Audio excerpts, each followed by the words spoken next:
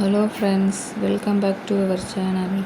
இன்றைக்கி நம்ம ஒரு கோயிலை பற்றி பார்க்க போகிறோம். என்ன கோயில்னால் பாதாள காளியம்மன் கோயிலை பற்றி கொஞ்சம் தெரிஞ்சுக்கலாம். எனக்கு தெரிஞ்சதை உங்கள் கூட ஷேர் பண்ணிக்கிறேன்.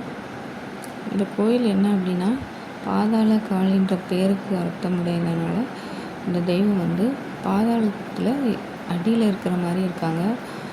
அதாவது படி இறங்கி அதுக்குள்ளே போகிற மாதிரி அந்த தெய்வம் இருக்குது.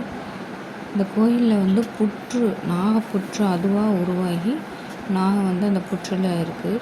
வெள்ளி செவ்வாய் அந்த புற்றுக்கு வந்து பால் முட்டை எல்லாம் வச்சு மக்கள் வந்து வழிபடுறாங்க. வெள்ளி செவ்வாய் இந்த கோயிலில் ரொம்ப வழிபாடு சிறப்பாக இருக்குது. நாங்கள் இந்த செவ்வாய்க்கிழமை போயிருந்தோம். நல்ல வழிபாடு, நல்ல தரிசனம் கிடச்சிச்சு. அதுக்கப்புறம் இந்த நாகம் வந்து அம்மனோட சேர்ந்த நாகமாக இருக்குது. வேம்பும் ஆலமரத்தில் விநாயகரும் இங்கே வந்து வச்சுருக்காங்க. அந்த தெய்வத்தோடையும் ஒரு நாகம் இருக்குது. நாகத்திலே நிறையா வகையான நாகங்கள் வந்து இங்கே வச்சுருக்காங்க. இதுதான் நம்ம வந்து பார்க்க வேண்டிய பாதாள காளியம்மன். இதுதான் இந்த கோயிலுடைய பூசாரி. இதுதான் படியில் இறங்கி கீழே அடியில் வச்சுருக்காங்க பாதாள காளியம்மன். இது வந்து குழந்தை இல்லாதவங்களுக்கு குழந்தை கொடுக்குற தெய்வமாக இருக்குது. அப்புறம் நம்ம உடம்புல எந்த வியாதி இருந்தாலும் அந்த வியாதியை சீக்கிரமாக குணமடைஞ்சு கொடுக்கக்கூடிய தெய்வமாக சொல்கிறாங்க. அப்புறம் இந்த கோயிலில் வந்து விநாயகர் இருக்குது. வேப்பமரத்து விநாயகர், ஆலமரத்து விநாயகர் இருக்காங்க. முருகன், தட்சிணாமூர்த்தி எல்லா தெய்வமும் இருக்குது. நவகிரகத்தை சுற்றி நாகங்களும் நிறையா வகையான நாகங்களும் இங்கே இருக்குது.